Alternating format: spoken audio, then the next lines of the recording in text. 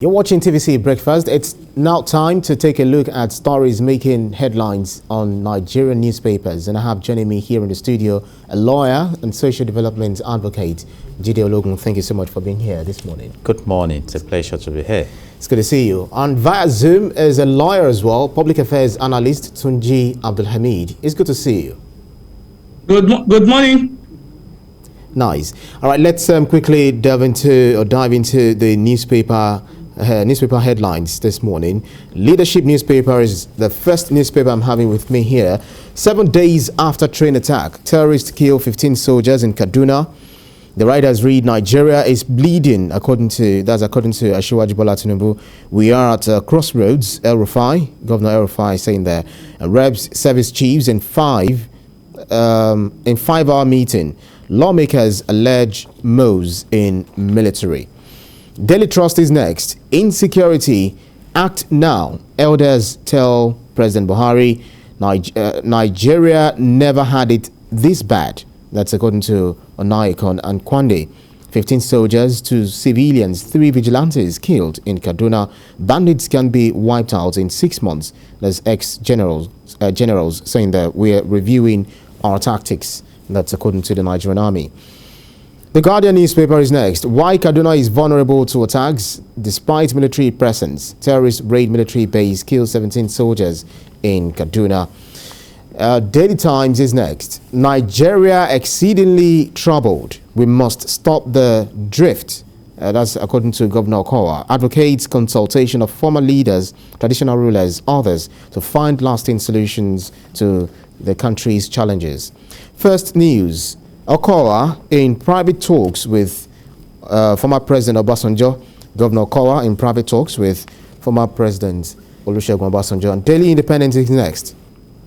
PDP zoning committee finally throws presidential ticket open as former Governor Fayose resigns committee membership over presidential ambition. This Nigeria says 2023 presidency. PDP throws tickets open. Governor Tom, 36 others submit committee reports to NEC. And northern presidential aspirants battle for tickets. Consensus option unlikely. Right, that's according to this Nigeria. The Punch newspaper is next. Presidency. PDP panel dumps zoning, fares North's voting strength. Gives exigency of time as reason for throwing open presidential tickets. The Nation newspaper is next. 2023 presidential tickets, PDP to jettison zoning. Autumn-led 37-man panel recommends open race and best to take power for party. That's according to incumbent Governor Wike saying there. Nigerian Tribune has it on the front page of the newspaper. PDP autumn panel dumps zoning, throws presidential contest open. They actually having the same reporting as a screaming headline, the front newspaper. The same thing with the Daily Sun. 2023, PDP dashes South's hopes, throws presidential ticket open. Ohaneze, Middle Belt Forum, Kokori, others react. And group tells APC to zone tickets to Southeast. These days next. Finally, PDP ditches zoning, throws presidential ticket open. Atiku, Saraki, Tambuwal, Bafarawa, others in joyous mood. Wow, that's these day news. And over the nameplate, worsening insecurity. Again, Senate asks President Buhari to declare war on terrorists. Now, the national economy is next. This is talking about money. Naira losing value over weak export base. Rising import bill.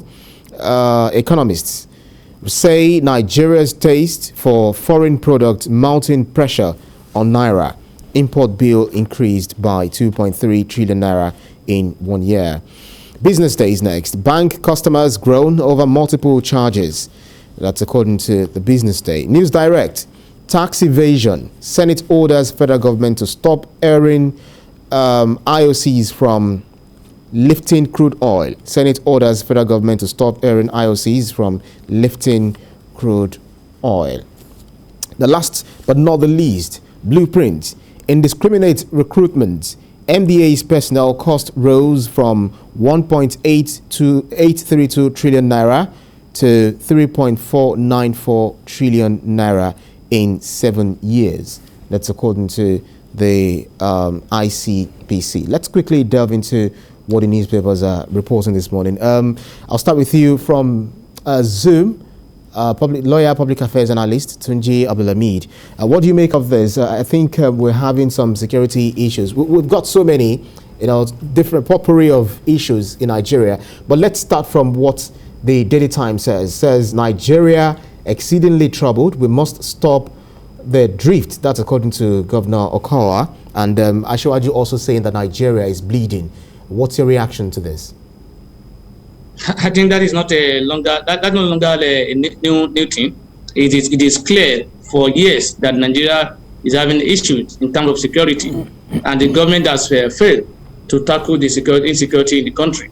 You see, we have a situation whereby we have the government in power that is not ready to take any bull by the horn, because we are not doing things the different way. We are doing it the same way, and we're expecting different results. It's appalling, and it's even sad to hear that. Look, most of these attacks that we're talking about are from Kaduna. Kaduna, that is a major base of our military, is a major military base. It shows clearly that we are very weak when it comes to security. You see, and I won't mind what to say that. Look, this is a failure of government. I'll repeat it again. The basic responsibility of every government is security and welfare. When we are not, when you have failed to tackle the security in the country, you are failing your responsibility as a government. And as it is today, nothing has been done to tackle this responsibility. We have this lackadaisical attitude toward the security of a thing. And we have spent so much money to fight this insecurity we are talking about in this country. And we are not seeing the results. I think the government should sit tight, do more, and give us a better result. Because if the government says it's trying its best, as far as I'm concerned, the best is not good enough for us. We are not achieving results. And therefore, the government should think other way and think twice. So I will agree with those people who say we are bleeding. We are not even, it's an understatement that to say we are bleeding. I don't even want to say, I don't know the adjective that can say that it's more than that now. Because it's beyond bleeding. It's beyond bleeding. We are already going into a coma. Right. In other words, the blood we have lost so many blood, and then the things are not getting well. So as far as I'm concerned, the government needs to sit tight again, strategize, and do things differently. We have the same set of people in the system. We have the same set of system. No infrastructure, no war equipment, no personnel being engaged. Welfare are not being taken care of, and we have been repeating this for years, and this has not changed. How do you expect any change from in terms of security? All right, let me bring it to the studio. Jide Ologun. Bandits can be wiped out. That's according to Daily Trust, saying bandits can be wiped out in 6 months. That's the ex-general saying there, and we're reviewing our tactics. That's according to the Nigerian army. I quite agree with that. I have said it that Nigeria does not lack capacity. Perhaps what we lack is the will. And this morning, I want to bring in the 1978 Mexican statement about public relations as the art and social science of monitoring trends, predicting their consequences, and recommending what can be done. Yeah. And my first recommendation today goes to the National Assembly. You see, if we have a president and commander-in-chief that has failed to keep in touch with what we have in section 14 subsection 2 of the Nigerian Constitution 1919 as amended, that says that the security and the welfare of the people shall be the primary purpose of government, then I don't know what we are waiting for. I've heard them shout and scream in that hallowed chamber, but right now it's getting closer. And now let's compare notes, because what I see is deeper than the symptoms. You can deal with issues palliatively. From the report of this most recent attack, these guys came on motorbikes, brandishing AK-47 in a country that has Air Force and operated for over an hour, that has Air Force. In fact, they are so bold, they've gone to attack a military base. And the report stated that they were coming from Niger State. The governor of Niger State has already screamed that about 12 out of about 25 local government areas in Niger State have been taken over by bandits. Now, let me take us to Afghanistan, because you need to compare notes. The insurgency in Afghanistan started around 1994. And between 1996 and 2001, the Taliban, were ruling about 3/4 of Afghanistan. Eventually, Afghanistan caved in to the Taliban rule. August, I think, 2020 or 2021? Yeah. And now, Kaduna is the military base of Nigeria. In court, Niger State is the gate to Abuja. Right. So what exactly is going on? What exactly? Is it true that the allegation of Chief Olusegun Obasanjo that there's a Fulanization agenda of Nigeria, is it coming to pass? And now, let's come home on this terrorism issue. This whole thing started in 2002 when Mohammed Yusuf started a movement that is fashioned after Wahhabism. You see, Wahhabism itself is linked up to an ideology, a reformist ideology of the 18th century, saying we are against Western education. In 2009, he was taken out, the thing exploded. Today, the whole nation is under Islamic State of West Africa province. We have heard several excuses. My president said that those bringing ammunition to empower these terrorists, they come from Libya, all right? And I asked the question, why did they not take the ammunition to Rwanda or to Ghana or to Benin Republic? You see, our president said only God can man the border between Katsina and Niger Republic. You see, so we have different kinds. He was the one that went to Egypt. All right. And said immigrants could come in. So right now, my concern, where I started, National Assembly, rise up. I'm glad now, Christian preachers, Muslim clerics, everyone now complaining, the Sultan and everybody. But beyond complaints, right, can we take a decisive step now? National Assembly, 109 senators, 360 House of Reps members. The insecurity of one is the insecurity of all. These guys are not up to a game, and it does not appear that this government is not condoning the terrorism against the nation. All right. It does not appear so. Yes. What's your reaction to the PDP zoning of presidency? I think in the circumstance, that is the best for the party, because the party is now in opposition. The party needs to win election, and they need to look where the winner will come from, that the best candidate will come from. We are in a situation whereby we need people who can deliver us from where we are. The country is in a state of coma, and then we need people who can wake it up. So the Sony, as far as I'm concerned, it will not help in that circumstance, because it will restrict the caliber of people that can bring their competence into play. And to me, Sony is even not democratic as far as I'm concerned. When you son into a particular, you are advertising certain people from contesting the election. So as far as I'm concerned, that is the best in the circumstance for the PDP, and I think we should look in that. They should look in that regard and see how they can win the election to come back to power. When you are in opposition, you can play any game you want to play. When you are in power, you can play any game. You can try to say you are Sony, you are this and that. You can take chances. But when you are in opposition, you have limited opportunity. So you must look for your best. You must look for the person who can deliver for you, and for anywhere he comes from, particularly circumstances where we are now in this situation. So as far as I'm concerned, Sony, the petitioning Sony, as far as I'm concerned, is not bad. And again, looking at the constitution of the party, though Sony is recognized in the constitution, but if you look at what is on ground now, the South are agitating for it. The North are also agitating, because as far as I'm concerned, North Central is also entitled to it. If you're talking about, we have not done it before. North Central has not done it before. South East has not done it before. Right. Everybody's agitating. Where do you push it to? So it's better for you to say, let's allow everybody to contest, so that there won't be in the interest of justice, equity, and the fairness. I think, as far as I'm concerned, it's a commendable decision. All right, so let me change tack again by looking at what News Direct reported this morning by Jide Logo. Tax evasion. Senate orders federal government to stop airing IOCs from lifting crude oil. What's your reaction to this? And vis-a-vis I saw a story on oil theft. What's your reaction to all of these altogether? It's a good step. I have always said that God has overblessed Nigeria in terms of resources, I mean, it's on record that we have the largest deposit of proven gas in Africa. So we should not be in a situation where we don't even have the gas to power electricity. And we are talking about oil thieves, tax evasion. So, and if you don't safeguard your revenue, you will end up in poverty. This nation has no business borrowing to the point that our total indebtedness right now is in the threshold of about 39 trillion naira or thereabout. Yeah. So I tie myself with that.